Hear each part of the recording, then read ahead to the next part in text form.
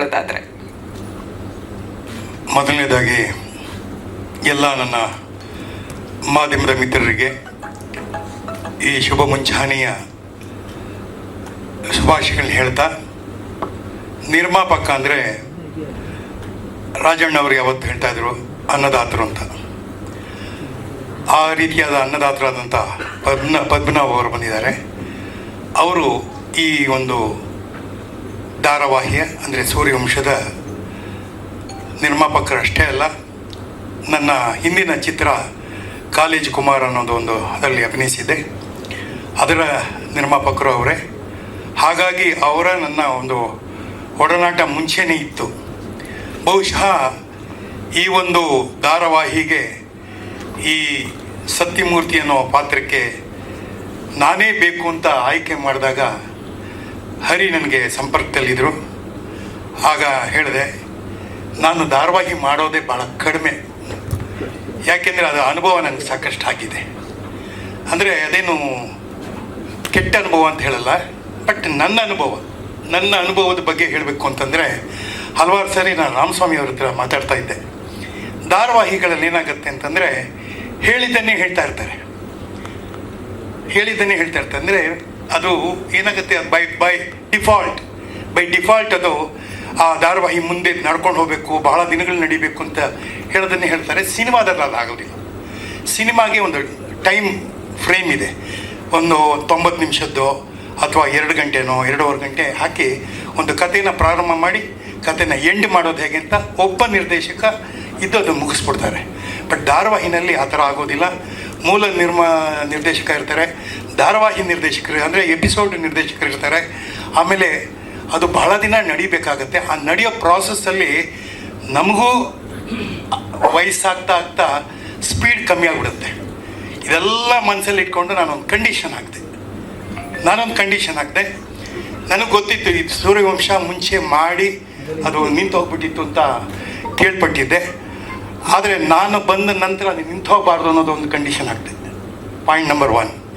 Point number 2, ನಾನು ಬಹಳ ದಿನಗಳಿಂದ ನನ್ನ ಮನಸ್ಸಲ್ಲಿದ್ದ ಒಂದು ಆಸೆ ಇತ್ತು. ಏನಪ್ಪ ಅಂತಂದರೆ, ಕನ್ನಡದಲ್ಲಿ ಪ್ರಪ್ರಥಮವಾದ ಒಂದು ಚಾನೆಲ್ ಪ್ರಾರಂಭ ಆಗಿದ್ದು ದೂರದರ್ಶನ್ ನಂತರ ಅದು ಉದಯ ಟಿ ವಿ. ಆದರೂ ಅದರ ಹೆಡ್ ಆದಂಥ ಸೆಲ್ವಂ ಸರ್ ಈ ಒಂದು ಚಾನೆಲ್ ಓಪನ್ ಮಾಡೋಕ್ಕೆ ಮುಂಚೆನೇ ಒಂದು ಡಿಸ್ಕಷನ್ ಭಾಳ ಒಂದು 30 ವರ್ಷದ ಹಿಂದೆ ನಡೀತಾ ಇತ್ತು.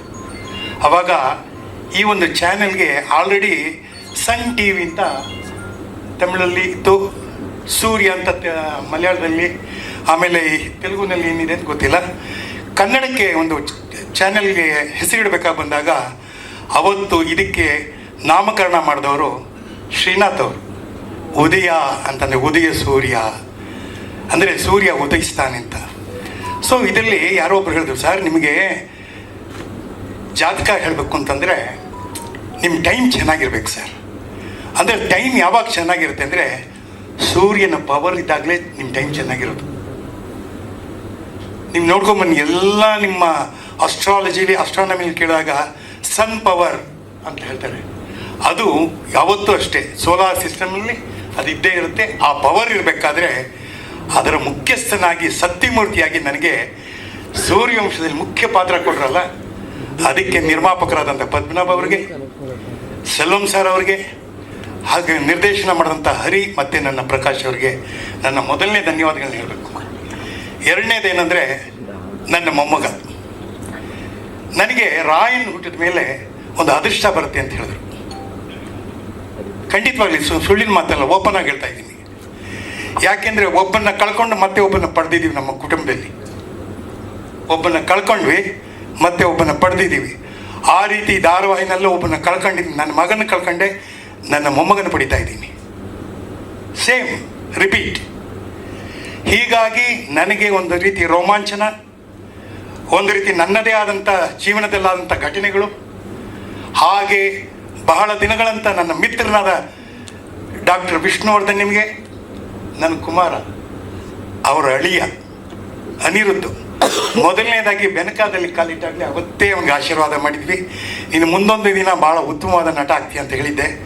ಅದರ ಸಾರ್ಥಕತೆ ಇವತ್ತು ಅವನು ನನ್ನ ಮೊಮ್ಮಗನಾಗಿ ಸೂರ್ಯವಂಶದ ಕುಡಿಯಾಗಿ ಈ ಧಾರಾವಾಹಿಯಲ್ಲಿ ಬೆಳೀತಾ ಇದ್ದಾನೆ, ಬೆಳಗಿಸ್ತಾನೆ, ಮುಂದಿನ ದಿನಗಳಲ್ಲಿ ಬೆಳಗಿಸ್ತಾನೆ.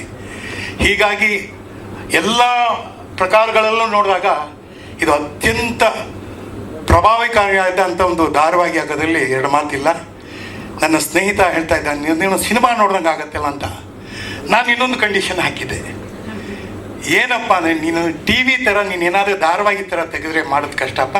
ನಾವೆಲ್ಲ ಸ್ವಲ್ಪ ಸಿನಿಮಾದವರು, ಜನ ನಮ್ಮನ್ನು ನೋಡಿದಾಗ ಏನಯ್ಯ ನೀನು IPS IAS ಎಲ್ಲ ಮಾಡಿಬಿಟ್ಟು ತಿರ್ಗಾ ಇನ್ಸ್ಪೆಕ್ಟರ್ ಆಗ್ಬಿಟ್ಟಿಯಲ್ಲ ಅಂತ ಹೇಳ್ಬಾರ್ದು ನನ್ನ. ನೀವು ಸಿನಿಮಾದವ್ರು ಸರ್, ಅದಕ್ಕೆ ಹೇಳಿದ್ದು ಸಿನಿಮಾ ರೀತಿಯೇ ಮಾಡಬೇಕು ಅಂತ ಹೇಳಿದೆ. ದಯವಿಟ್ಟು ಆ ರೀತಿ ಮಾಡಿದ್ದೀರ ಸರ್, ನಿಮಗೆ ಮತ್ತೊಂದು ಸಲ ಇಲ್ಲ. ಅವರು ಅಷ್ಟೇ ಪ್ರೀತಿಯಿಂದ ಅಷ್ಟೇ ಕಟ್ನಿಟ್ಟಿಂದ ಮಾಡ್ತಾ ಇದ್ದಾರೆ. ಯಾಕೆಂದರೆ ಇದು ಪ್ಲಸ್ ಆಗೋದು ಆಡಿಯನ್ಸ್ಗೆ. ಇದನ್ನು ನೋಡುವಿಕೆ ನೀವು ನೋಡಿದ್ರಲ್ಲ, ಈಗ ಟ್ರೈಲರ್ ಏನು ನೋಡಿದ್ರಲ್ಲ, ಈ ಟ್ರೈಲರ್ ಅಷ್ಟೇ ಅದ್ಭುತವಾಗಿ ಎವ್ರಿ ಎಪಿಸೋಡು ಬರುತ್ತೆ. ಎವ್ರಿ ಎಪಿಸೋಡ್ ನಾನು ಪ್ರಕಾಶ್ ಅವರೆಲ್ಲ ಯಾವತ್ತೂ ಯಾವುದನ್ನೂ ಲೈಟಾಗಿ ತೊಗೊಂಡಿಲ್ಲ. ಇನ್ಫ್ಯಾಕ್ಟ್ ನಾನು ಗಲಾಟೆ ಮಾಡಿ ಸೀನ್ಗಳನ್ನಲ್ಲಿ ಹೇಳ್ತಾ ಇರ್ತೀನಿ. ಅದೇ ರೀತಿ ಅನಿರುದ್ಧು ಅಷ್ಟೇ, ಪ್ರತಿ ಸೀನಲ್ಲಿ ಡೈಲಾಗ್ ಏನು ಅಂತ ಹಿಂದೆ ಏನು ಮುಂದೆ ಏನು ಯೋಚನೆ ಮಾಡಿ ಇದರಲ್ಲಿ ಕೆಲಸ ಮಾಡ್ತಾ ಇದ್ದೀವಿ. ಇದರ ಒಟ್ಟಾರೆ ವಿಷಯ ಇಷ್ಟೇ, ನಮಗೆ ಪ್ರಾಡಕ್ಟ್ ಚೆನ್ನಾಗಿರಬೇಕು. ಆ ಪ್ರಾಡಕ್ಟ್ ಮೂಲಕ ಜನಗಳಿಗೆ ಇವತ್ತು ನಾವು ಕೊಡ್ತಾ ಇದ್ದೀವಿ ಅದ್ರ ಬಗ್ಗೆ ಒಂದು ರೀತಿ ನಮ್ಗೆ ಅಭಿಮಾನ ಇರಬೇಕು, ಅವ್ರಿಗೊಂಥರ ಸಂತೋಷ ಇರಬೇಕು. ಸೊ ಇದು 1 ವೇ ಟ್ರಾಫಿಕ್ ಅಲ್ಲ, 2 ವೇ ಟ್ರಾಫಿಕ್ಕು. ಇದರಲ್ಲಿ ಮತ್ತೊಬ್ಬ ಹೀರೋ ಯಾರು ಅಂದರೆ ನಮ್ಮ ರೈಟರ್ ಯೋಗಾನಂದ್ ಅವರು. ಸರ್ ನಿಂತ್ಕೊಳ್ಳಿ ಸರ್, ಪರವಾಗಿಲ್ಲ. ನೀವ್ಯಾಕೆ ಸರ್ ಅಲ್ಲಿ ಕೂತಿದ್ದೀರಾ? ಬನ್ನಿ ಸರ್. ಅವರ ಒಂದು ಡೈಲಾಗ್ ಇದೆಯಲ್ಲ, ಅದ್ಭುತವಾದ ಡೈಲಾಗ್. ಅವರ ಬರವಣಿಗೆ ಇದೆಯಲ್ಲ, ಅದ್ಭುತವಾದ ಬರವಣಿಗೆ. ಬಹಳ ಚೆನ್ನಾಗಿ ನಾನು ಸುಮಾರು 50 ವರ್ಷಗಳಿಂದ ಸಿನಿಮಾದಲ್ಲಿ ಹಲವಾರು ಡೈಲಾಗ್ಗಳನ್ನ ಹೇಳಿದ್ದೀನಿ. ಚಿ ಉದಯಶಂಕರ್ ಬರೆದಿರ್ಬೋದು, ಆಮೇಲೆ ಅನೇಕ ಜನ ಡೈಲಾಗ್ ರೈಟರ್ಸ್ ಬರೆದಿರ್ಬೋದು. ಆದರೆ ಒಂದು ರೀತಿ ಫೈರ್, ಬೆಂಕಿ ಚೆಂಡು, ಆ ರೀತಿಯಾದ ಒಂದು ಡೈಲಾಗನ್ನು ಬರೆಯುವಂಥ ಮಹಾನ್ ಭಾವ ಯೋಗಾನಂದ್ ಅವರು. ಅದೇ ರೀತಿ ನಮ್ಮ ಕ್ಯಾಮ್ರಾಮನ್ ಅಷ್ಟೇ, ಯೋಗಿನ ಶಿವು ಬನ್ನಿ. ಯಾಕೆಂದರೆ ಈ ತಂಡದಲ್ಲಿ ನಾನೇ ಹಿರಿಯ. ಆದರೆ ನಾನು ಆಸೆ ಪಡೋದೇನೆಂದರೆ ಲೀಗಸಿ ಶುಡ್ ಪಾಸ್ ಆನ್ ಅಂತ. ನಾವು ಎಷ್ಟೇ ಮಾಡಿದ್ರು ನಮ್ಮದೆಲ್ಲ ಆಶೀರ್ವಾದ ಇವ್ರಿಗಷ್ಟೇ. ನಾನು ಕನಸು ಕಾಣ್ತಾ ಇರೋದೆಂದರೆ ನನ್ನ ಕುಡಿ ಬರಬೇಕು, ಅವನು ಮುನ್ನಡೆಸ್ಕೊಂಡು ಹೋಗಬೇಕು. ಈಗ ಶಕ್ತಿ ಕಮ್ಮಿ ಇದೆ, ದುಷ್ಟಶಕ್ತಿಗಳು ಜಾಸ್ತಿ ಆಗಿದೆ. ಇದಕ್ಕೆಲ್ಲ ಒಂದು ಮಟ್ಟ ಹಾಕಬೇಕು ಅಂತಂದರೆ ನನ್ನ ಸೂರ್ಯ ವಂಶದ ಕುಡಿ ಸೂರ್ಯ ಬರಬೇಕು ಅಂತ ಕಾಯ್ತಿರ್ನಲ್ಲ, ಅದೇ ರೀತಿ ಜನನೂ ಕಾಯ್ತಿರ್ತಾರೆ ಈ ಧಾರಾವಾಹಿ ನೋಡೋದಕ್ಕೆ. ಮೊದಲನೇದಾಗಿ ನಮಗೆಲ್ಲ ಪ್ಲಸ್ ಆಗಿರೋದೇನೆಂದರೆ ಪವರ್ಫುಲ್ ಟೈಟಲ್ ಸೂರ್ಯ ವಂಶ. ಎರಡನೇದು ಅದರ ಟೀಮು, ಇಲ್ಲಿ ಕೂತಿರೋರೆಲ್ಲರೂ ಅನುಭವಿಸೋ. ಅದು ರಾಮಸ್ವಾಮಿ ಎಲ್ಲ ಭಾಳ ಸೀನಿಯರ್ಸ್ ಅವರೆಲ್ಲ ನಮಗೆ. ಯಾಕೆಂದರೆ ಇದರಲ್ಲಿ ನಾವು ಮುಖ್ಯ ಪಾತ್ರ ಮಾಡಿದ್ರು ಅವರು ಸುಮಾರು ಧಾರಾವಾಹಿಗಳಲ್ಲಿ ಮಾಡಿ ಅವ್ರಿಗೆ ಅನುಭವ ಆಗಿಬಿಟ್ಟಿದೆ. ಸೊ ಹೀಗಾಗಿ ನಾನು ಹೆಚ್ಚು ಸಮಯ ತೆಗೆದುಕೊಳ್ಳೋದಿಲ್ಲ. ಈಗ ಆಲ್ರೆಡಿ ತಡಾನೂ ಆಗಿದೆ.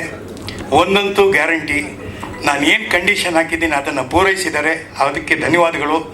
ನೀವು ಧಾರಾವಾಹಿನ ಸಿನಿಮಾ ಥರ ನೋಡ್ತೀರಾ, ಅದರಲ್ಲಿ ಎರಡು ಮಾತಿಲ್ಲ. ಯಾಕೆಂದರೆ ಇವತ್ತು ಆ ಸ್ಪೀಡ್ ಇರಬೇಕು, ಆ ಎನರ್ಜಿ ಇರಬೇಕು, ಆ ಬಂಡವಾಳ ಆ ರೀತಿ ಇರಬೇಕು. ನಾವು ಯಾರಿಗೂ ಕಮ್ಮಿ ಇಲ್ಲ ಸರ್, ಕನ್ನಡದವರು ನಾವು ಯಾರಿಗೂ ಕಮ್ಮಿ ಇಲ್ಲ. ನೀವು ನೋಡಿದ್ರೆ ಇದನ್ನು ಒಂದು ಮಾದರಿಯಾಗಿ ಹೇಳಬೇಕು ಅಂತಂದರೆ, ಏನು ಹಿಂದಿನಲ್ಲಿ ಮಾಡ್ತಾರೆ, ತೆಲುಗುನಲ್ಲಿ ಮಾಡ್ತಾರೆ, ತಮಿಳಲ್ಲಿ ಮಾಡ್ತಾರೆ ಅಂತ ಅನ್ಕೋಬೇಡಿ. ಕನ್ನಡದ ಕಿಚ್ಚಿದೆ ಇದರೊಳಗೆ, ಕನ್ನಡದ ಒಂದು ಪವರ್ ಇದೆ ಇದರೊಳಗೆ. ಹಾಗಾಗಿ ಒಬ್ಬ ಕನ್ನಡಿಗನಾಗಿ ನಾನು ಹೆಮ್ಮೆ ಪಡ್ತೀನಿ. ನಾವು ಯಾರಿಗೂ ಕಮ್ಮಿ ಇಲ್ಲ ಸರ್. ಸೂರ್ಯ ವಂಶ ಅದಕ್ಕೆ ಸಾಥ್ ಅಂತ ಹೇಳ್ತಾ ನನ್ನ ಮಾತು